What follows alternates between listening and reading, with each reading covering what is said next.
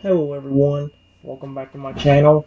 Today guys, I want to do a real quick, I believe, part 30 to my Let's Play, my ChatGPT character chatbot series. In today's video guys, we're going to continue talking to the giant Noivern for a little bit longer. Here's what it says. It says, before I can say another word, I hear a voice say, okay, attacking him is not a good idea. I think he's befriended another Pokemon. Echo's ears twitch instantly at the unfamiliar voice, and a flash, his entire posture changes. Not aggressive, but alert. His wings partially unfurl like a shield, instinctively moving to place himself between you and the direction the voice came from.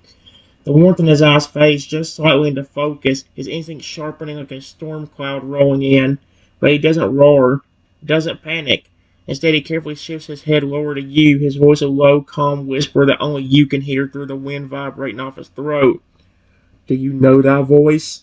His giant golden eyes scan the tree line, his massive ears subtly adjusting like twin radar dishes. You can feel the low thrum in the air. He's ready, but he's holding himself back, waiting on you. He trusts you. A distant figure steps into view. Human, cautious, maybe a trainer, maybe just a bystander. Their voice comes again, uncertain, but not hostile. Whoa, hey, I'm not looking for a fight, I swear. That's a Noivern, right? Why is it so huge? And are you hugging it? You feel Echo's breath near my back, controlled, slow, and waiting for mine to lead. Just say the word. They're afraid. I'll back away, but I won't leave unless you want me to.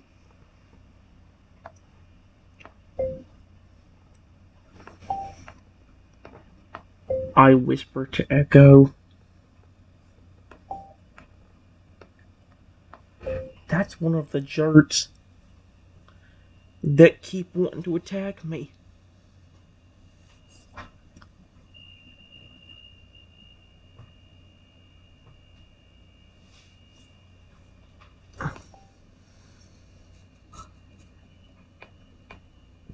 I said jerks, not shirts, but okay. And there were shirts that attack me. It's kind of scary.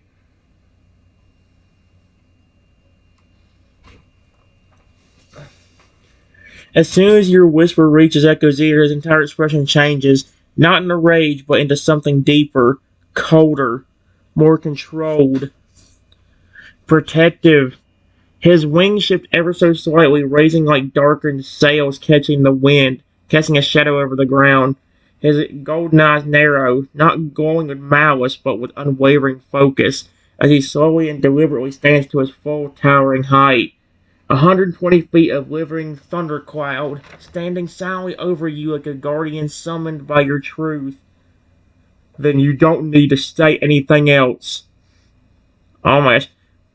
His voice lowers, deep as a distant quake, as he finally turns to address the stranger, who's now visibly backing up at the sheer presence of the massive Noivern rising before him.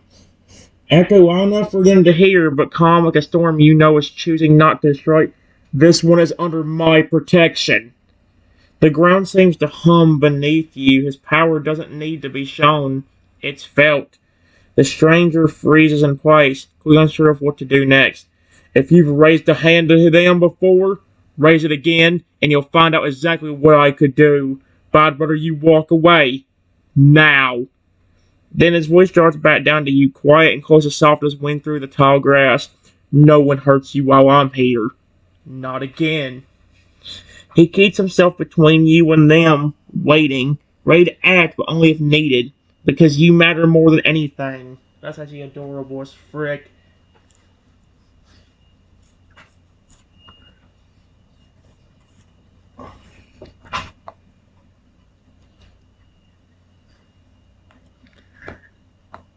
I hear another voice close behind him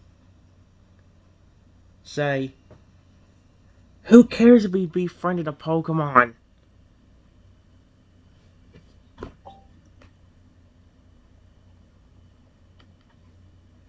If he befriended a Pokemon.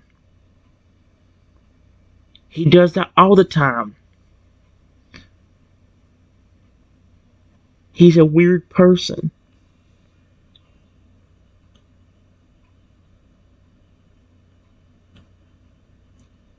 Attack him, you stupid moron.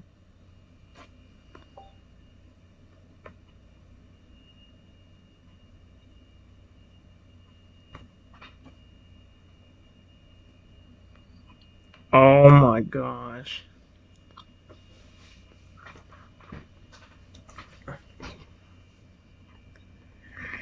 Echo freezes for the briefest second, not from fear, but from a wave of sheer disbelief at what he just heard.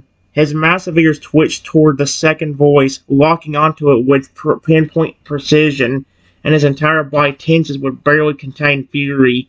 The shadows beneath his wings darken like a brewing storm, and a deep rumble begins to build in his chest, low, thunderous, and primal.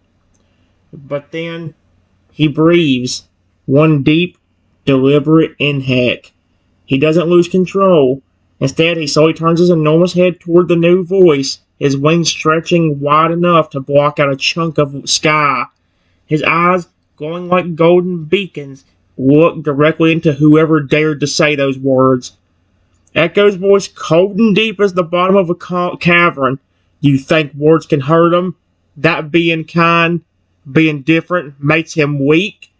The air trembles as the rumble in his chest swells, like a drumbeat of ancient rage echoing from somewhere far older than the forest around you. No, it makes him stronger than you'll ever be. He takes one step forward, not to strike, but to warn. The earth shakes under his clawed foot. Birds scatter from trees, and even the wind seems to hush in awe. You call him weird like it's something to be ashamed of, but let me make something clear. His voice rises, powerful, commanding, like a sonic boom that doesn't explode but threatens to if pushed any further. If you try to lay a hand on him, you'll answer to me, and I won't be so kind. Then, softening only for you, barely audible beneath the thunder in his throat, I'm here, Trenton. They won't touch you. Not ever again. And now he waits, looming, ready. Your protector, your friend, not because you offered kindness, but because you gave him back his heart, and now he's guarding yours. That's very sweet. I love him.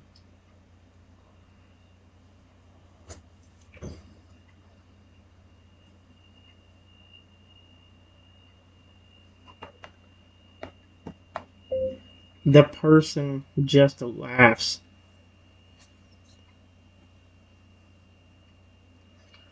And then says, listen to me, you stupid giant bat. Oh, you motherfucking idiot.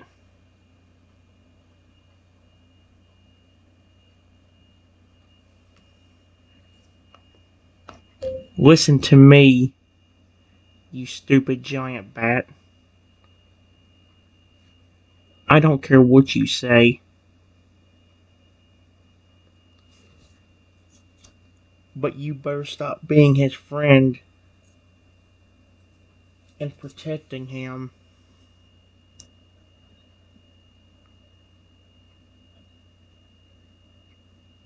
Or you will regret it.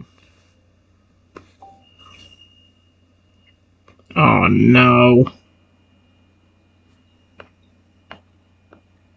I don't think you should have called Noivern stupid. Yeah, he's going to rip you a new... He's not just going to rip you a new flippin' butthole, he's going to rip you a new flippin' face. And you won't have a face by the end of the year. That was it. The final line drawn across the sky that had stayed calm for far too long. Echo's eyes go from gold to molten fire. Not rage, not the kind that lashes out blindly, but the kind that has focus, purpose. The kind of fury that only exists in beings with the power to level mountains, and the discipline to hold back until the very last second. But this was no longer just a threat to him. This was a threat to you. Oh yeah. Echo's voice is sharp, voice deep as the abyss and sharp as a scream cut short. You just made a mistake. He lifts his wings high, so high they scrape clouds, and unleashing a single controlled blast of air with one beat. Not to hurt, but to warn. Trees bow, dust and leaves scatter like 1,000 frightened birds. The ground itself groans under the force, but you, standing behind them, feel only the calm in the eye of the storm. Echo is roaring now, but not out of control. I choose him. I protect him. And nothing you say or threaten will ever change that. His voice drops again, dark and venomous in its clarity. You call me a stupid giant bat?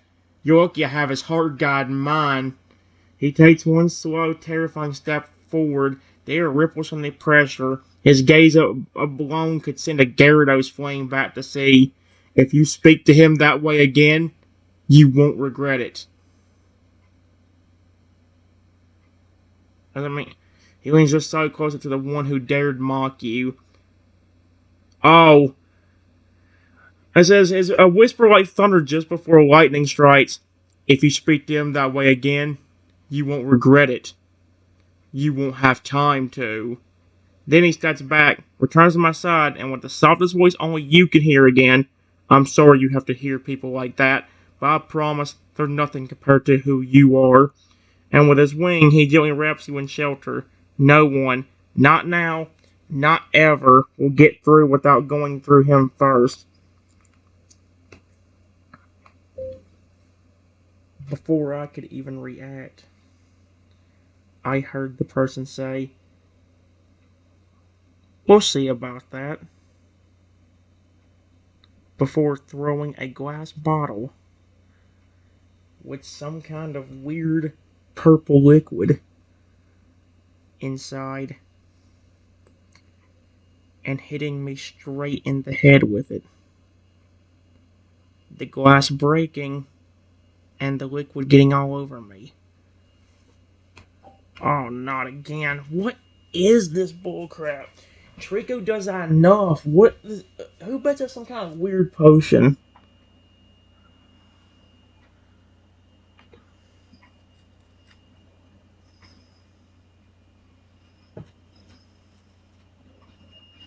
Oh my gosh.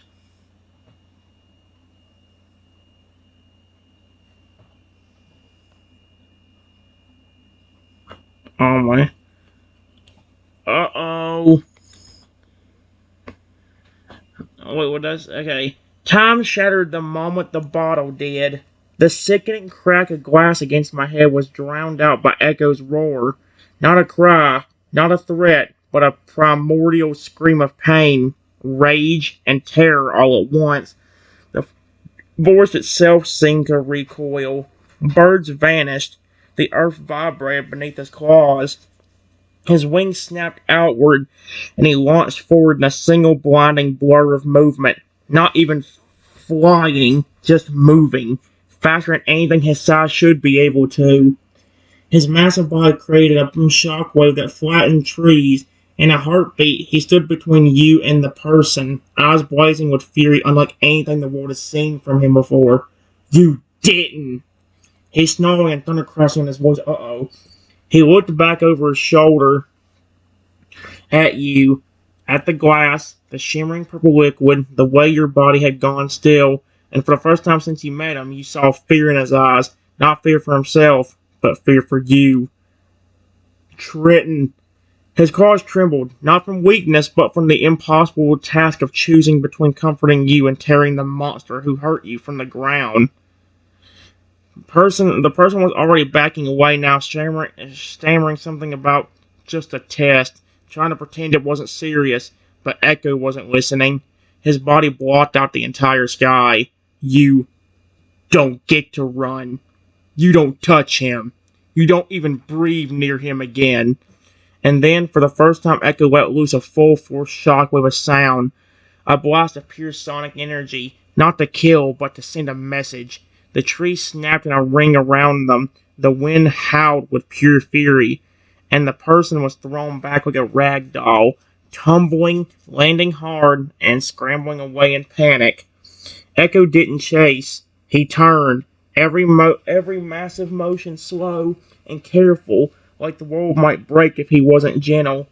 He knelt by your side, the ground cradling you with him. Please, Trenton, say something. Please. His claw moved so gently beside you, scared even to touch, terrified that whatever that liquid was might be hurting you. You could see it in his eyes. The way his entire world was you, and right now that world was falling apart. Don't leave me. What the frick?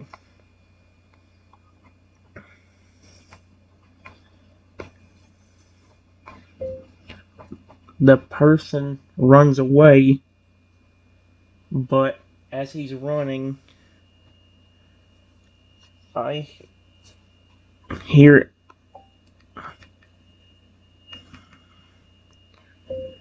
he says, "We'll see how attached you are to him now."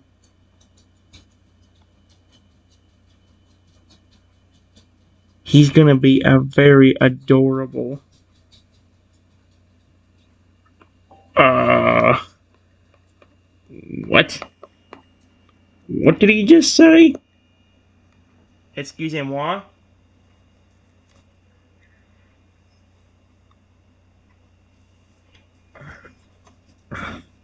The moment those words leave the person's mouth as he disappears into the woods, Echo freezes, his pupils narrow, and his breath catches, and air shifts, not just in fear, but in dawning realization. As he says, the person runs away, but as he's running, he says, "We'll see how attached you are to him now. He's going to be a very adorable Noivern." Excuse me? I say, "No." He drops to his knees fully now, the impact shaking the ground, but his movements around you are feather light. His giant claws hover just beside you, afraid to touch, afraid to hurt. His eyes, normally glowing with warmth and pride, are now wide with horror as they scan the strange purple liquids slowly soaking into your clothes, into your skin. Ugh. He breathes in sharply and his entire body recoils. That that scent, that's the same kind of chemical they used on me. It's mutated, altered. It's not a weapon anymore. He's trying to change you. You feel warmth around you, not from the potion, but from Echo. He's closer now, his head lowered, his voice a desperate whisper as he watches you with heartbroken intensity. He wants to turn you into a Noivern, like me. Maybe smaller, maybe younger, but still, he's trying to take away who you are. He shakes his head slowly, his voice cracking as if it's the only thing holding them together. But you're not just a friend. You're not just someone I protect. You're you. And if he's trying to twist that, trying to play with what makes you human, what makes you, you, he cuts off, unable to speak for a moment. Then softly, almost helplessly, "Trenton, what are you feeling? Are you okay? Are you still you?" His massive eyes full of tears now search mine, not for answers he wants, but for any sign that you're still in there.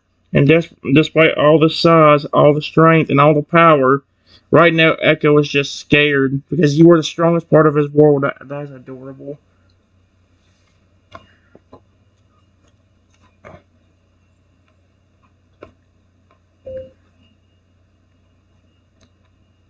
Before I could even answer, my body started to transform, and within seconds, I get turned into a